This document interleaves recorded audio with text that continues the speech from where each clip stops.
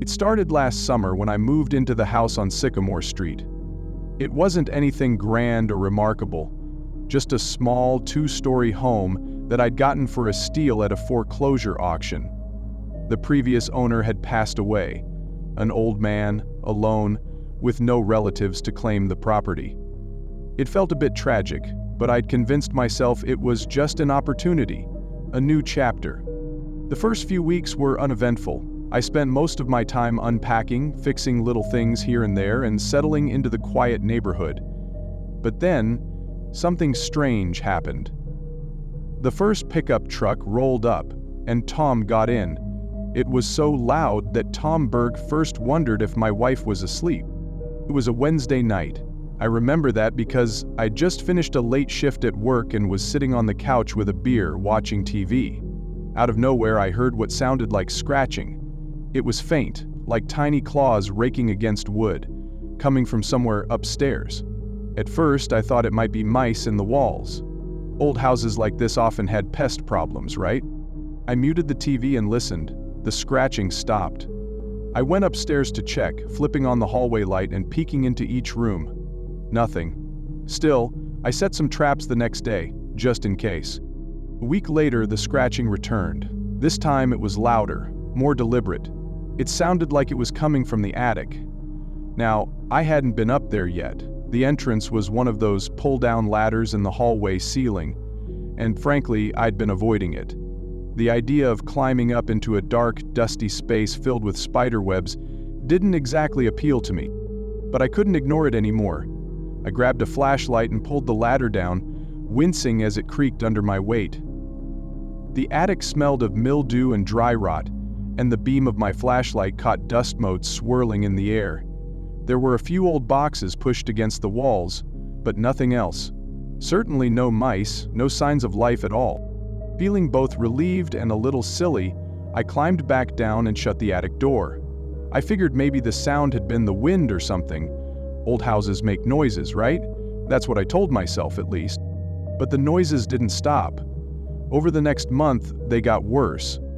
The scratching turned into thumping, and then to what I can only describe as dragging. It wasn't constant, just every few nights, at random times. One night it was so loud that it woke me up.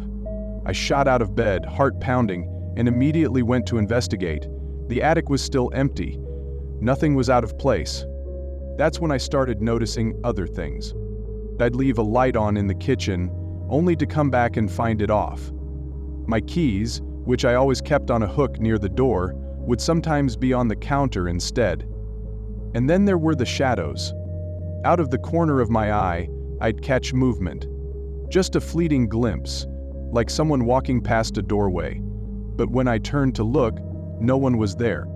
It wasn't long before I started feeling watched. Even during the day, with the sun streaming through the windows, the house felt oppressive, like the walls were closing in on me. At night it was worse. I'd lie awake in bed, every creak of the floorboards or groan of the pipes setting my nerves on edge. Then came the messages. One morning I found a note on my kitchen table. It was written on a scrap of yellowed paper in a shaky, uneven hand. The words were chillingly simple. This life was not worth living anymore. Get out. You shouldn't be here. I froze. My first thought was that someone had broken in. I checked every lock, every window, every possible point of entry. Nothing was disturbed. No signs of forced entry, no footprints. The doors were all still locked from the inside. I told myself it had to be a prank. Maybe one of the neighborhood kids had found a way in, though I couldn't imagine how. I even considered calling the police. But what would I say? That I'd found a creepy note in my locked house? They'd think I was crazy. Over the next few weeks, the notes kept coming. Sometimes they were slipped under my bedroom door while I was sleeping. Other times I'd find them tucked into the pages of a book I'd left on the coffee table or stuck to the bathroom mirror. Always the same message. You shouldn't be here. I started sleeping with the lights on. I even bought a security camera and set it up in the living room, aiming it at the stairs and the attic door. But every time I checked the footage, there was nothing. No one. Just empty rooms. And then, one night, I woke up to find my bedroom door wide open. I knew I'd closed it before going to bed. My chest tightened as I scanned the room, my heart hammering against my ribs. That's when I saw it. The figure standing at the foot of my bed. It was dark, almost featureless, like a shadow given form. I couldn't see a face, but I felt its eyes on me, cold and unblinking. I wanted to scream, but my throat locked up. I couldn't move, couldn't breathe.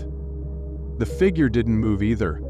It just stood there, silent and menacing, until I finally managed to reach for the lamp on my nightstand. The moment the light flickered on, the figure was gone. My door was still open, but there was no sign of anyone. I didn't sleep at all that night. And when I woke the next morning, I noticed that the light in my study was on without burning anymore. It reflected in my tea lamps. The next morning, I decided I couldn't stay in the house anymore. I packed a bag and booked a room at a nearby motel, planning to put the house on the market as soon as possible. But before I left, I decided to check the attic one last time. I don't know why. Maybe I thought I'd find some kind of explanation up there.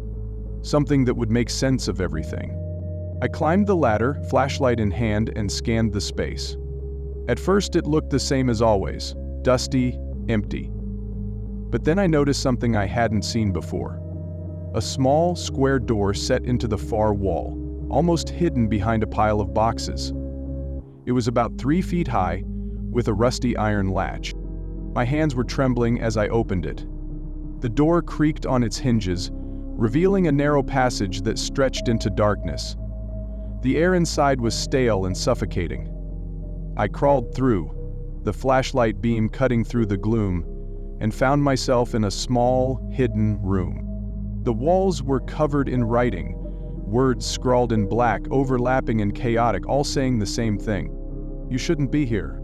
In the center of the room was a chair, and on the chair sat a figure, slumped forward, its head hanging at an unnatural angle. The body was skeletal, dried and mummified with age. But the most horrifying thing was its face. Despite its desiccation, I could still make out its features. And they were mine. I scrambled backward, the flashlight clattering to the floor as I bolted out of the attic. I didn't stop running until I was in my car, speeding away from the house. I didn't go back. I couldn't. I called a realtor the next day and told them to sell it, no questions asked. I didn't even care about the money. The house sold quickly. A young couple bought it, excited about their first home. I thought about warning them, but what could I say? That the house was cursed? That there was something in the attic that shouldn't exist? They wouldn't have believed me. And maybe that's for the best, because sometimes, late at night, I still hear it. The scratching, the dragging. Even here, miles away, in my new apartment. It's faint, but it's there. And every now and then, I find a note slipped under my door. You shouldn't be here.